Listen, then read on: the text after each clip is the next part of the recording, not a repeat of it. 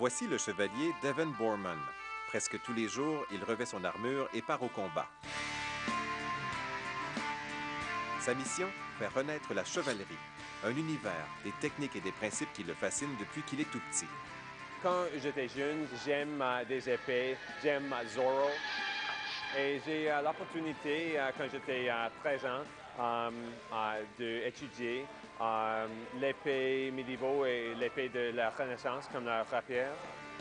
Et maintenant, j'ai étudié et enseigné partout du monde. Chaque jour, des centaines d'aspirants chevaliers fréquentent son royaume, l'Académie Duello.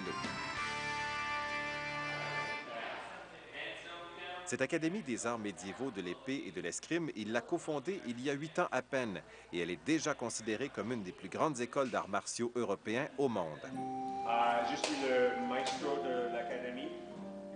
Mais pour Devon, la chevalerie, c'est beaucoup plus que des combats à l'épée.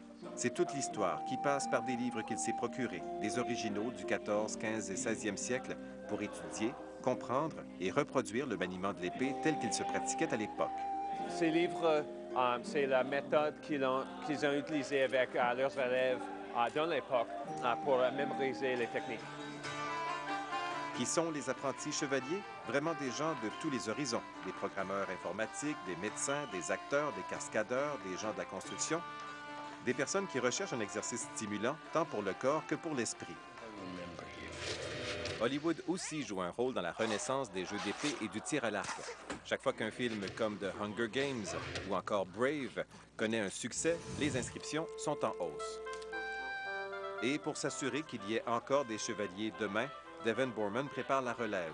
Il offre chaque été des camps de chevaliers. Ces jeunes vont apprendre l'épée, l'escrime, le tir à l'arc et vont même se fabriquer leur propre armoirie.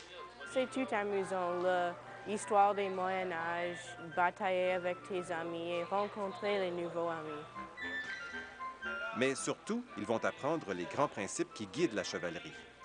Une des plus importantes choses que tu apprends ici, c'est comment apprendre les vertus que les chevaliers ont dû apprendre quand ils commençaient et tu peux utiliser ces vertus dans le monde. Aussi, être chevalier, ça veut dire faire des prestations en public. On était dans la parade pour le jour du Canada. On s'est battu dans les rues de Vancouver. C'était très amusant.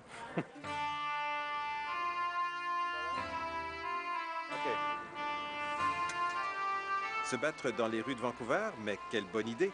Devon Boorman accepte de me montrer les rudiments du duel. Mais d'abord, réchauffement avec l'épée médiévale. Qu'est-ce que je dois savoir? Cette épée est utilisée à deux mains. Après avoir appris la base, je me sens prêt pour le duel. On attaque et on tue. Là, c'est toi qui m'attaques, là? Ah, t'es mort. On vient de perdre notre invité. De retour dans ses habits de chevalier, Devon n'a pas fini de faire briller le Moyen Âge et la Renaissance. Grâce à lui, Vancouver a maintenant son symposium international du maniement d'épée. La 2e édition est en février prochain. Et s'il aime vivre en partie dans le passé, c'est quand même un homme très moderne. Oui, mon vie aujourd'hui, c'est un peu la vie d'un chevalier, mais j'aime les choses modernes aussi. You know my car out there? It's the second one up. The Mazda. Can you put some money in the meter for me?